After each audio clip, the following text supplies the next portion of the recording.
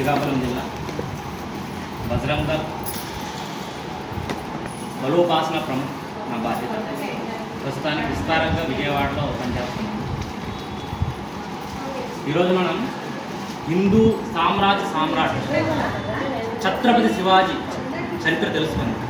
ఎందుకంటే ఈరోజు మనం ఈ స్థాయిలో ఎట్లా ఉన్నామంటే కారణం ఆయన ఇచ్చిన భిక్ష అనుకోవాలి. హిందూ ధర్మాన్ని ఇట్లా హిందూ ధర్మాన్ని ఒక 2 నిమిషాలండి, 2 నిమిషాలు. హిందూ ధర్మాన్ని మనకి ఇలా పాటించగలుగుతున్నామంటే ఆయన భిక్ష అనుకోవాలి. దక్షిణ భారతదేశం వైపు మొఘళ్ళు యొక్క సేనలు రాకుండా ఉన్నారంటే దానికి కారణం ఛత్రపతి శివాజీ మహారాజ్. ఆయన 1660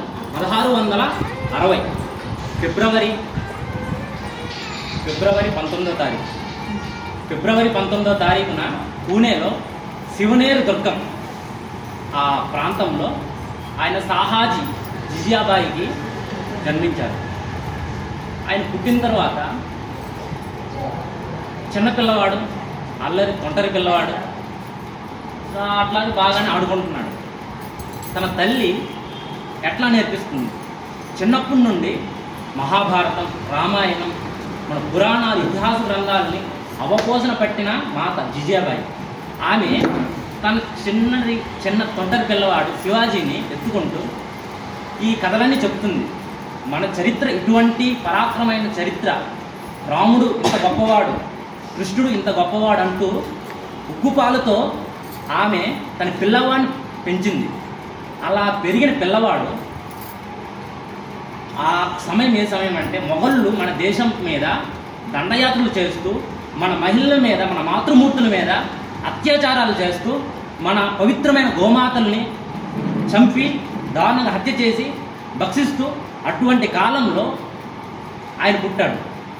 ఆ సమయంలో ఆ తల్లి మన యొక్క చరిత్ర పరంపరను చెప్తుంటే ఆయన ఎట్లా పెరుగుతున్నాడు, ఇటువైపు మొఘళ్ళు యొక్క దురాక్రమణ, ఇటువైపు ఆమె తల్లి చెప్పిన మన పరాక్రమమైన చరిత్ర. ఆయనకి ఎట్లా ఉండేదంటే మన చరిత్ర ఇంత గొప్ప చరిత్ర ఉంది, మన చరిత్ర ఇంత వీర పరాక్రమమైన చరిత్ర, మనకెందుకు ఈ దుస్థితి పట్టింది? మొఘళ్ళు మన మీద ఎందుకు దండయాత్రలు చేస్తున్నారు? మనం వాళ్ళని ఎదుర్కొనలేము. చిన్నప్పుడే ఆయన వాళ్ళ అమ్మగారు పట్టిన అవపోసన అటువంటిదన్నమాట. ఆయన ఏదో చేయాలనుకున్నారు, వాళ్ళ తల్లి కూడా అటువంటిదే, ఆ మాతృమూర్తి జిజియాబాయి. ఎట్లాగైనా సరే ఈ హైందవ సామ్రాజ్యాన్ని నువ్వు నడపాలి, ఈ హైందవ సామ్రాజ్యాన్ని తయారు చేయాలి అంటూ తన తల్లి శివాజీకి చెప్తుండే.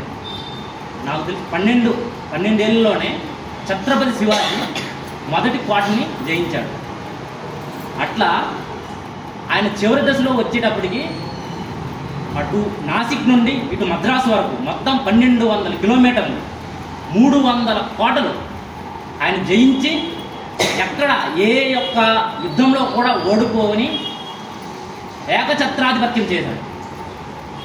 అటువంటి వీర విక్రమశాలి ఛత్రపతి శివాజీ మహారాజ్. ఆయన వ్యక్తిత్వం కూడా చాలా గొప్పది. ఆయన వ్యక్తిత్వంలో ఒక విషయం తెలుసుకుందాం. ఏంటంటే వాళ్ళ సేనలు ఒక మొఘళ్ళు యొక్క కోటలో దాడికి వెళ్తారు. దాడికి వెళ్ళిన తర్వాత అక్కడ మొఘళ్ళు ఆ రాజు ఉంటాడు కదా, రాజు కోటలు చాలా అందగత్తాయి. జయించారు కదా, హుషారులో ఆ కోటలు తెచ్చేస్తే శివాజీ దగ్గర ప్రవేశపెడతాడు. అప్పుడు శివాజీ ఏమంటాడు, అమ్మా నువ్వు చాలా అందగత్త, మా అమ్మ కూడా ఎంత అందగత్త అయితే నేను కూడా అంతే అందంతో పుట్టుందేమో అంటూ వాళ్ళ యొక్క సేన ఎవరైతే ఉంటారో వాళ్ళ గదిమి ఇంకోసారి ఈ పని చేశారంటే ఇదే మీకు చివరి, ఇంకోసారి చేశారనుకో బాగోదని హెచ్చరిస్తాడు. హెచ్చరించి మనం ఎలాగైతే మన యొక్క ఆడపడుచుని పట్టుబట్టలు కుంకుమతో పంపిస్తామో ఆ విధంగా సారితో పంపిస్తాడు. ఎందుకంటే శివాజీ స్త్రీల్ని ఎలా గౌరవించాడో ఈ యొక్క ఉదాహరణ చాలు మనకు. ఆయన యొక్క వ్యక్తిత్వం ఇందులో కనబడుతుంది. అట్లాగే శివాజీ వ్యక్తిత్వం ఎట్లాంటిదో శివాజీ పట్ల జంతువులకున్న వ్యక్తిత్వం కూడా అటువంటిదే. చిట్ట చివరి దశలో శివాజీతో ఒక శునకం ఉండేది, కుక్క. ఆ శునకం పేరు వాగ్య. వాగ్య ఏంటంటే ఛత్రపతి శివాజీ ఎక్కడైతే యుద్ధానికి వెళ్ళినా సరే, ఎక్కడికి వెళ్ళినా సరే తను వెంటే వచ్చేది. అలా వస్తూ ఒకసారి తన అంతిమ దశలో కొంచెం ఆరోగ్యం బాగోలేక చివరి దశ అయిపోయింది మన ఛత్రపతి శివాజీ మహారాజ్. అప్పుడు ఆయన అంతిమ సంస్కారం చేస్తున్నప్పుడు వాగ్య చూస్తుంటారు. ఎందుకంటే తనతోనే తిరిగి ఎక్కడికి వెళ్ళినా సరే అక్కడికి వచ్చి శివాజీతో తిరిగిన ఆ యొక్క అనుబంధాన్ని తట్టుకోలేక కాలుతున్న చితినిప్పు మీద ఎగిరి చనిపోతుంది. అటువంటి ప్రేమానురాగాలు పంచిన ఛత్రపతి శివాజీ మహారాజు. ఎందుకంటే ఒక మనిషితో ఎట్లా ఉన్నారో ఆయన జంతువులతో కూడా అటువంటి ప్రేమను చూపించారు. అందుకే ఎందుకంటే ఈ రోజుల్లో మనకు ఒక మనిషి మన మీద ప్రేమ చూపించాలంటే చాలా బరువు. కాకపోతే ఒక శునకం, కుక్క తన జన్మ ఎలాంటిది, ఎంత ప్రేమ చూపించింది. ఛత్రపతి చివరి దశలో తన యొక్క ప్రాణాన్ని కూడా త్యజించి అతని చిట్ట చివరి దశలో కూడా ఆ చితి నిప్పు మీద ఎగిరి చనిపోయింది. ఆ వాగ్య గుర్తుగా అక్కడ ఒక స్మారక స్తూపాన్ని నిర్మించారు. అటువంటి గొప్ప ప్రభావవంతమైన శౌర్యవంతమైన రాజు ఛత్రపతి శివాజీ. ఈ దేశంలో ఎంతోమంది రాజులు పరిపాలించారు. మౌర్యులు పరిపాలించారు, గుప్తులు పరిపాలించారు, అట్లాగే చాలామంది రాజులు పరిపాలించారు మన దేశాన్ని. కాకపోతే మనం ఎవరిని అంతగా చెప్పుకో, అంటే మామూలు చెప్పుకుంటాం మన దేశాన్ని వీళ్ళు పరిపాలించారని. అలాగే ఛత్రపతి శివాజీని గుండెలో పెట్టుకొని పూజించేంతగా మన ఇంట్లో దేవుణ్ణి పక్కన ఒక మహారాజుని పెట్టామంటే అది ఛత్రపతి శివాజీ మహారాజు అయి ఉంటారు, ఇంకెవ్వరు రావు.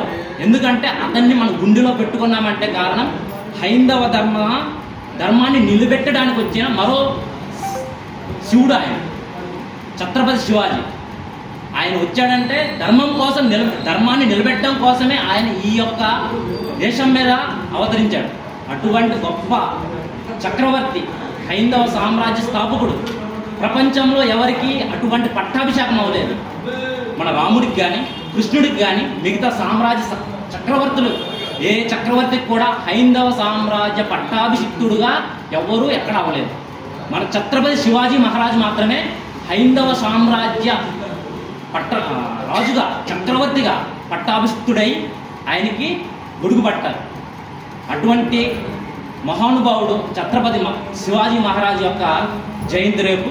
కాబట్టి మనం ఆయనకి ఇవ్వవలసింది ఏంటంటే, ఆయన ఏ ధర్మం కోసమైతే తన యొక్క ప్రాణాన్ని, తన యొక్క కుటుంబం మొత్తం ఈ దేశ సేవ కోసం, ఈ దేశం కోసం, ఆయన కొడుకు కూడా సంభాజీ మహారాజు. ఇప్పుడు సినిమా వచ్చింది చావా, సింహం పిల్ల. ఆ సినిమా కూడా మనకి హిందీలో వచ్చింది. ఒకవేళ ఆ సినిమా కూడా చూద్దాం.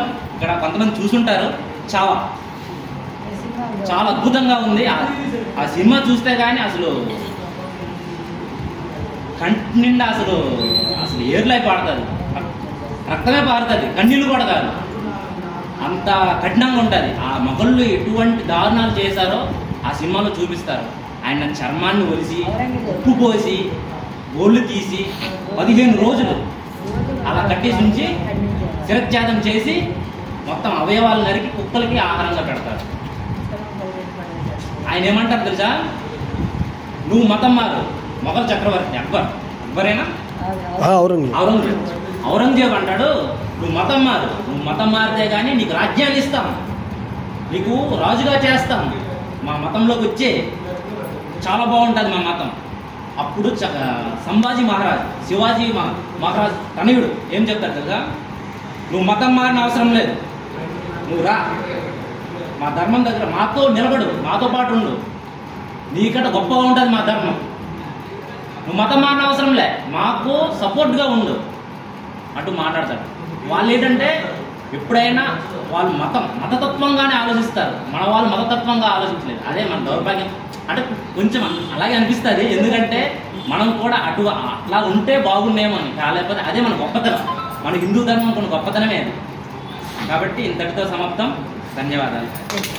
छत्रपति शिवाजी महाराज की जय। भारत माता की जय। छत्रपति संभाजी महाराज की जय। जय श्री राम। जय श्री राम। ధన్యవాదాలు.